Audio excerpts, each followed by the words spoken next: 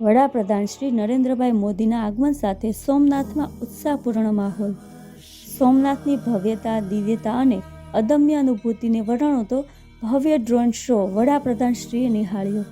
મુખ્યમંત્રી શ્રી ભૂપેન્દ્રભાઈ પટેલની ગરિમામય ઉપસ્થિતિમાં યોજાઈ રંગારંગ સંસ્કૃતિ પ્રસ્તુતિઓ. આભને આંબતી ભવ્ય આતશબાજીથી ભાવિકો બન્યા મંત્રમુગ્ધ. સોમનાથ સ્વાભિમાન મહોત્સવ પર્વમાં સહભાગી થવા વડાપ્રધાન શ્રી નરેન્દ્રભાઈ મોદી સોમનાથ પધાર્યા હતા. વડાપ્રધાનશ્રીના આગમન સાથે સોમનાથમાં ભક્તિમય વાતાવરણ સાથે ઉત્સાહપૂર્ણ માહોલ સર્જાયો હતો.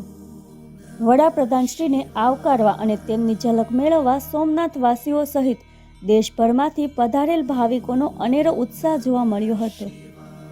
સોમનાથના આભને આંબતી ભવ્ય આતશબાજી અને સોમનાથની ભવ્યતા, દિવ્યતા તથા અદમ્ય અનુભૂતિને વર્ણવતા ભવ્ય ડ્રોન શોએ સોમનાથવાસીઓ સહિત ઉપસ્થિત ભાવિકોને મંત્રમુગ્ધ કર્યા હતા.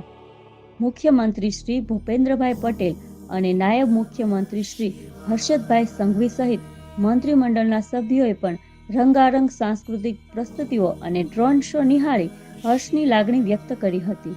મંદિરના પરિસરમાં યોજાયેલા સાંસ્કૃતિક કાર્યક્રમમાં હંસરાજ રઘુવંશી, બ્રિજરાજ ગઢવી અને મયુર દવે સહિતના કલાકારોએ ભાવિકોને શિવ ભક્તિમય રંગે રંગાયા હતા.